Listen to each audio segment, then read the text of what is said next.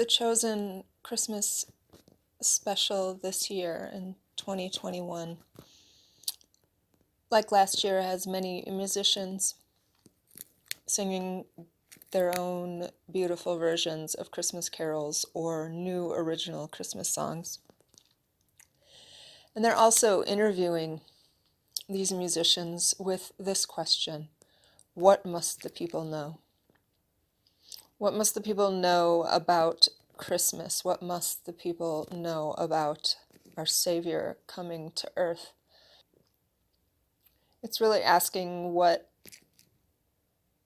do you know that changed your world, that changed your attitude towards a Savior, that made you realize you needed this, or other people in your life needed what you have, that brought a Christmas story that started on paper to life for you? What must the people know? Didn't realize that lately I was really thinking about this question indirectly until I heard it on the Chosen Christmas special. I've been thinking a lot about one of the most famous verses, even made famous by football players such as Tim Tebow, John 3:16, made famous in this present American culture, I should say, because for millennia it has been famous even without American football or network TV. But John 3:16, for God so loved the world that he gave his only begotten Son, that whosoever believeth in him should not perish but have eternal life. And that message is the core of salvation. John 3:17 that follows says something really, really important about this message, though, because a lot of people hear that as condemnation if they don't believe. But 17 says Jesus came to save the world.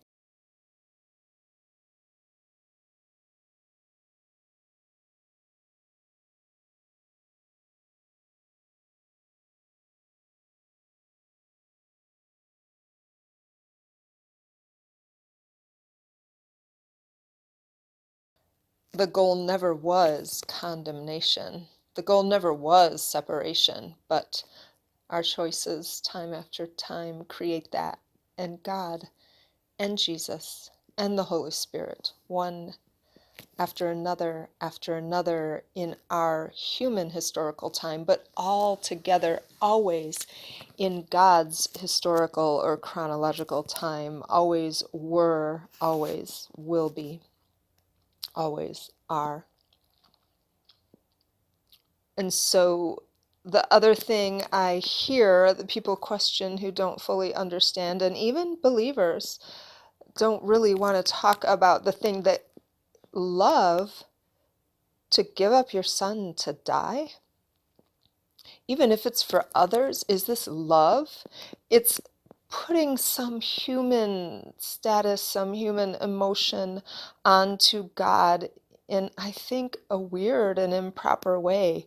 It's as if God is saying, take my son. I know he'll live afterwards. Yeah, he'll suffer, but the end result is worth it. Have we heard that before? The ends justifies the means.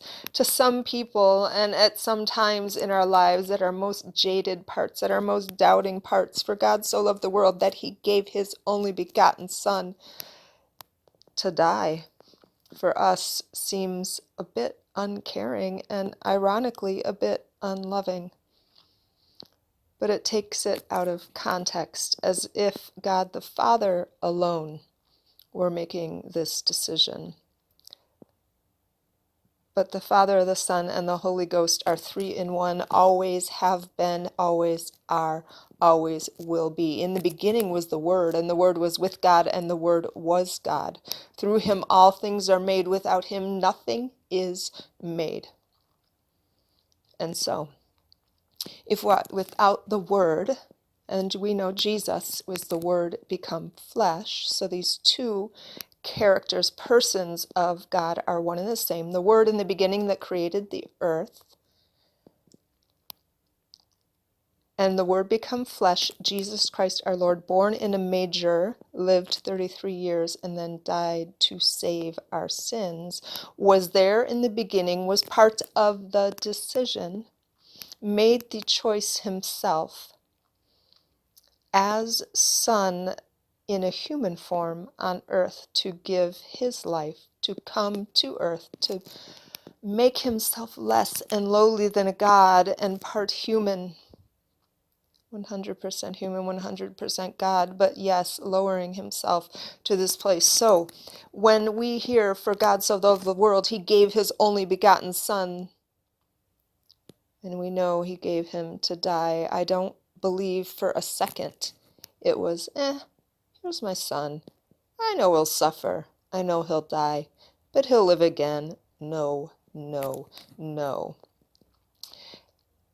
I imagine the Word ready to become flesh in the form of Jesus to come to earth, saying, Father, it is time. There is so much pain down there. We can't wait any longer. And the Father saying, I don't want you to go yet. I need you with me. You are a part of me. My heart will tear out with the separation.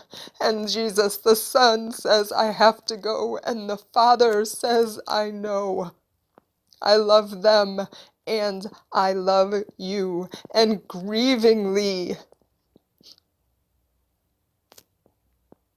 waiting as long as could possibly be waited, finally he slowly lets go of his grip to give the world his Son.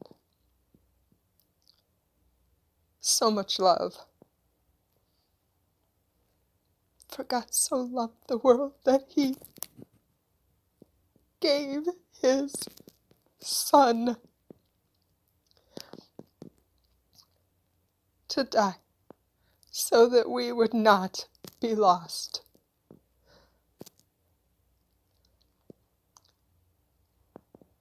And he gave his Son, and some are still lost.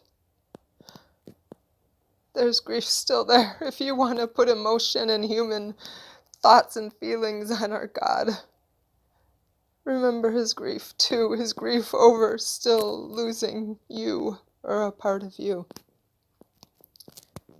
What must the people know? God the Father never wanted separation. It was never in the plans, but he gave us choice, and so we at some time in our life, not just Adam and Eve, blame them if you want for the first time, but if it weren't for them, each and every one of us would have done it by age 2, our own way.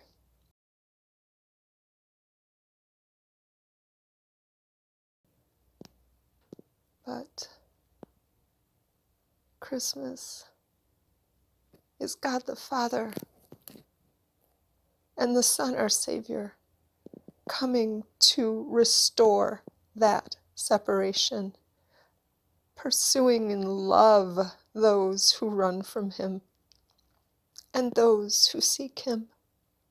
For all of us, the people must know he came after us, grieving the separation between you and the 3 in 1.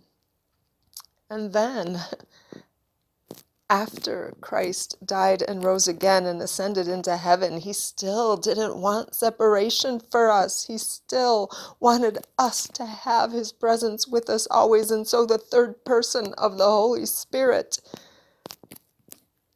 when the people were gathered and prayed and ready to receive, the people then grieving the separation, not just God, the Father, Son, and Holy Spirit grieving the separation, but when the people were, we had his presence with us here on earth and now it's gone and we want it back, then the Holy Spirit poured out with fire, with light, with sound, with shaking, coming into our presence to fill every void, every separation. What must the people know? Oh, he loves you so much. Open your heart to close the distance. In Jesus' name, amen.